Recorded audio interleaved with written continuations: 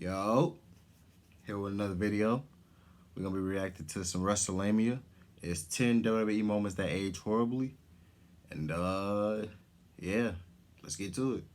The perception of certain WWE moments have changed as the years have gone by. While some segments seemed humorous 2 decades ago, in the modern day, Hold on. they are seen as exploitative and offensive. There were also those segments which were controversial when they took place, but WWE were at a point with their creative output where they didn't seem to care about the negative reaction or causing any controversy. Well, the controversy thing, okay. But they really don't give a fuck about negative reactions still. You know what I mean? It's like it is what it is, you know what I'm saying? And we're not going to talk about that stint with Jinder Mahal being racist to Shinsuke. But that's a whole nother story for another time. But I feel like during this age of wrestling, it's like they do what they before now, they still kind of do it now, but like during that whole time of like 2019, before 2022, and like they were just like, oh, we're gonna do whatever we want, and whether you like it or not, you're still gonna watch. So it's like, why not? So yeah. Outside of offensive segments, WWE have notoriously made some shit. creative decisions that have aged terribly. Join us now as WrestleMania looks at 10 WWE moments that have aged horribly. Be sure to subscribe and hit that notification bell for daily wrestling videos, and follow us on Facebook for exclusive lists. Also check out our new channel, WrestleMania Shorts.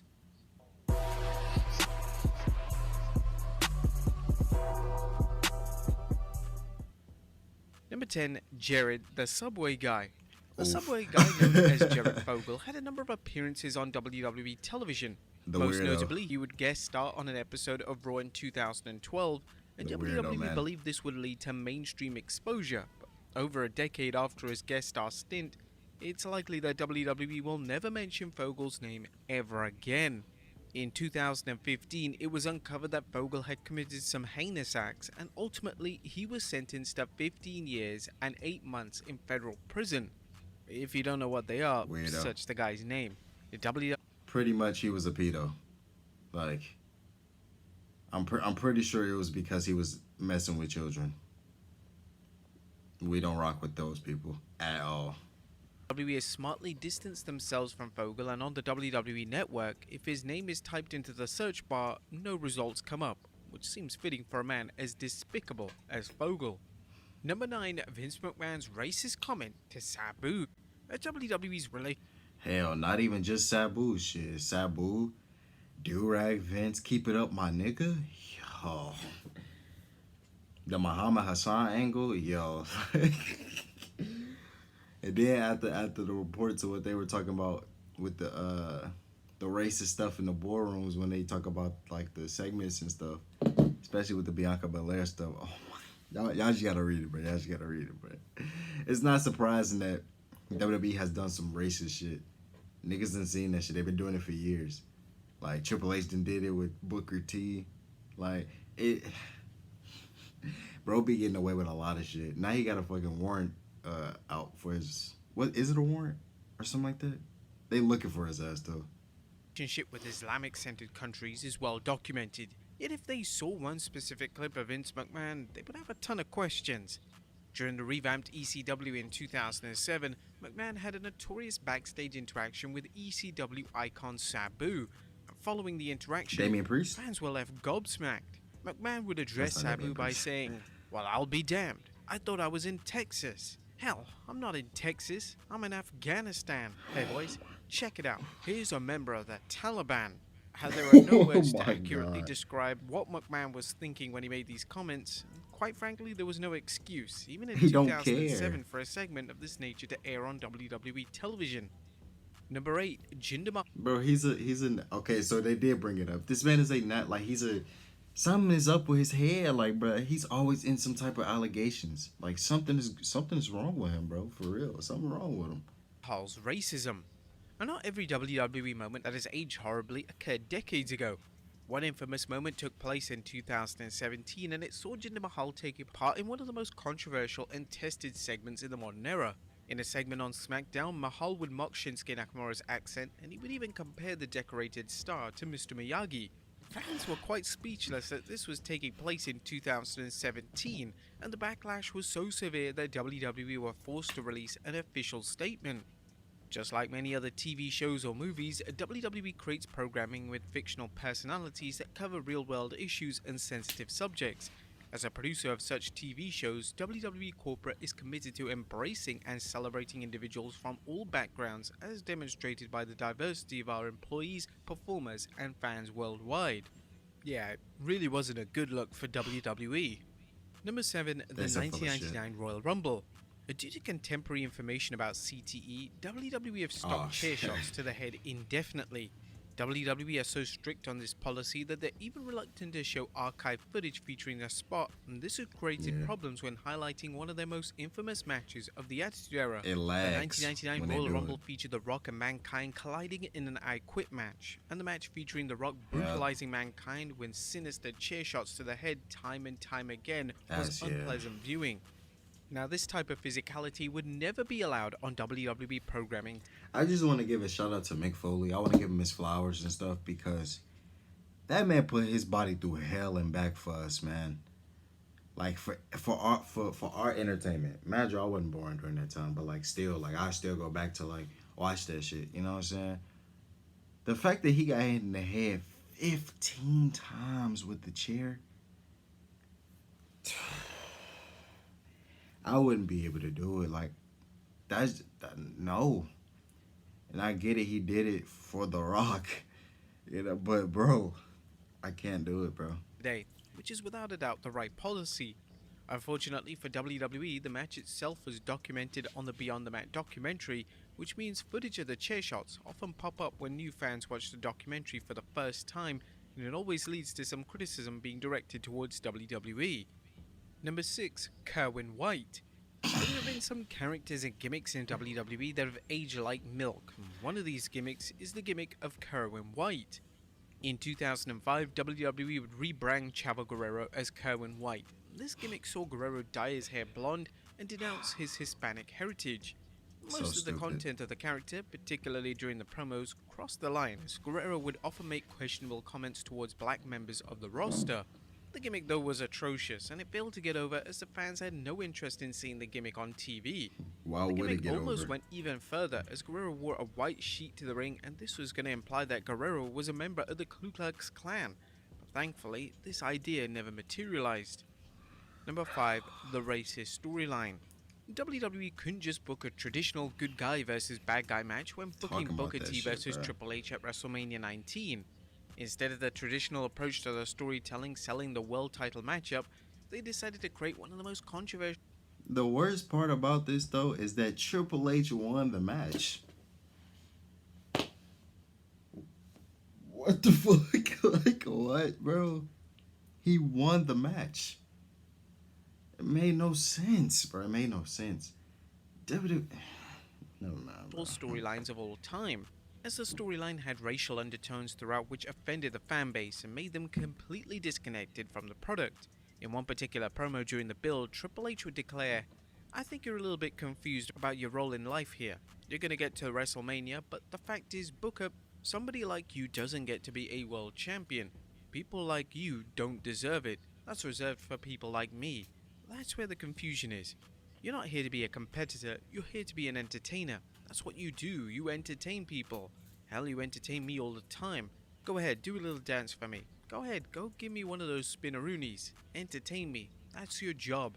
Don't be embarrassed, you're here booking. to make people like me laugh, with your nappy hair and your suckers. The segments and promos during the build seemed to get worse and worse as Triple H would treat Booker in a despicable way. They refused to change the direction of the storyline. The natural conclusion to the offensive storyline was Booker overcoming the game and defeating him on the grandest stage of WrestleMania.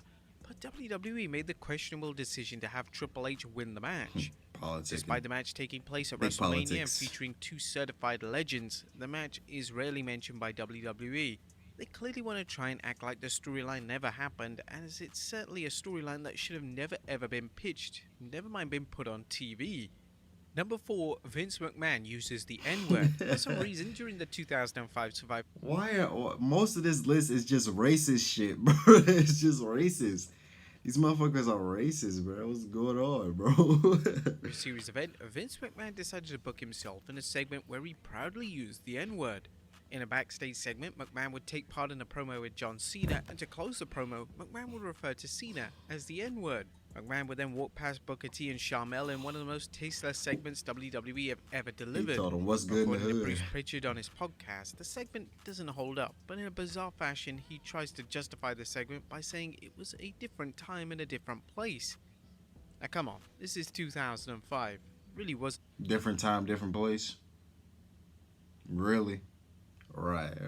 in a different time and place. But Pritchard said, I don't think it holds up well. Well, I think there were people whose opinions were asked, and again, it's just a different time and a different place where you did different things that were not things that hold up. When I go back and I'm into the Alfred Hitchcock hour now, taping it every single night.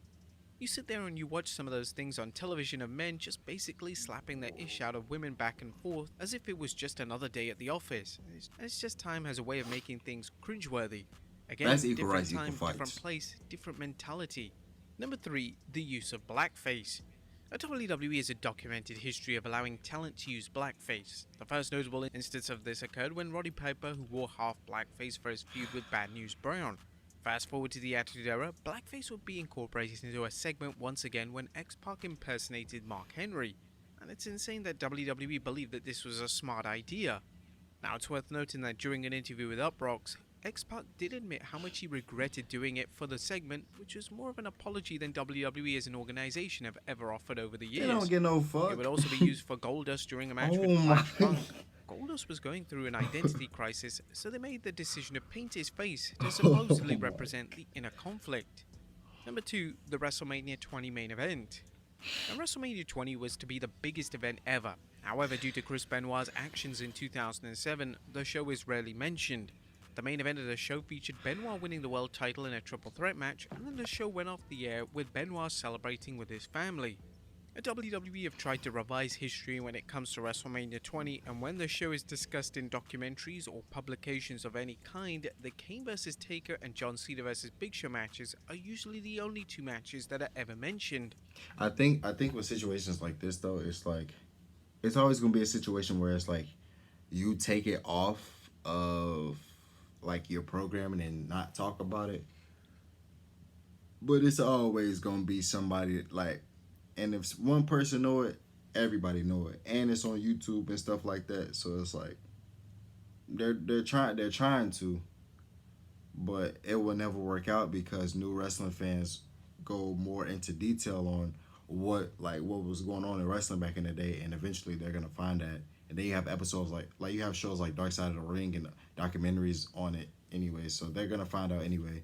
But with you having sponsorships with companies and stuff like that, I understand why they do stuff like this. You know, it's like you don't want to promote somebody like that.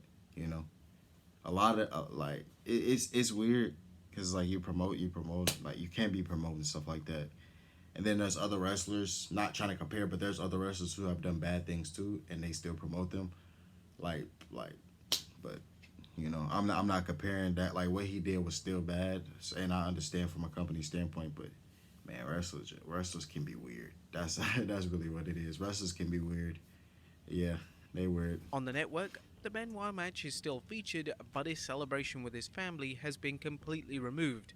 And instead the show simply ends with Benoit celebrating with Eddie Guerrero before posing on the turnbuckle as the show fades out. Yeah. And number 1, the Chris Benoit Tribute Show. Now speaking of Benoit, when WWE found out that Benoit and his family had passed, they dedicated an episode of Raw to Benoit's memory. Raw was turned into a tribute show and it featured McMahon as well as top WWE talent paying tribute to Chris Benoit.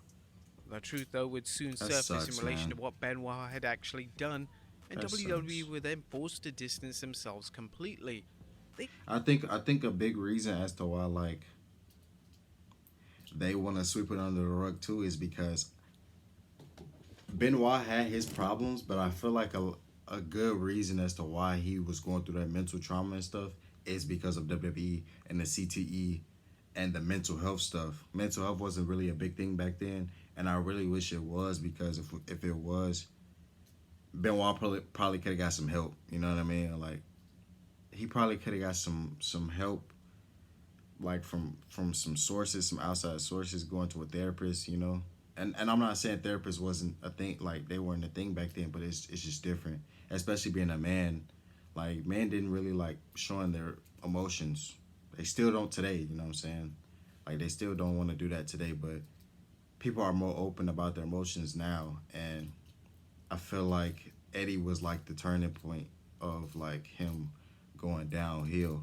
And if he would have just been able to grieve with Eddie's passing the right way, or like just I don't know, man. Like I wasn't there, but I just man, I really wish that didn't happen. You know, I just wish that didn't happen.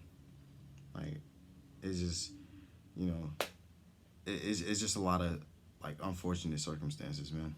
Just dedicated a tribute show to a man who committed the most unforgivable act, and they were quick to erase the show from the history books. Yeah. In countries where Raw aired on delay, a new show was sent to them which featured WWE highlights from the past calendar year. In relation to the WWE Network, the show has been replaced by a Best of WWE compilation. There's obviously no mention of Benoit on the show in any Yeah. capacity. Like So there you have it, folks. 10 WWE moments that. Well, if that's the end of the video, man, make sure y'all like, subscribe. A lot of these entries were fucking racist. Yeah, they were just racist.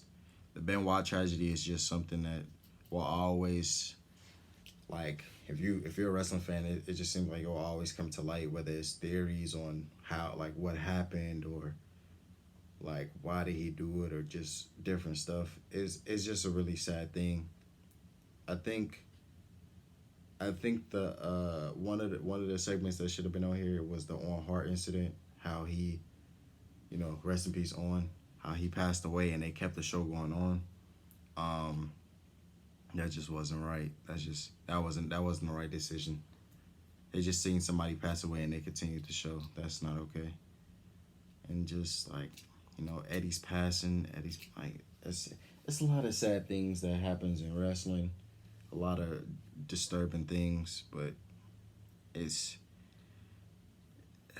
some I don't know, man. I don't even know what to say. I don't even know what to say.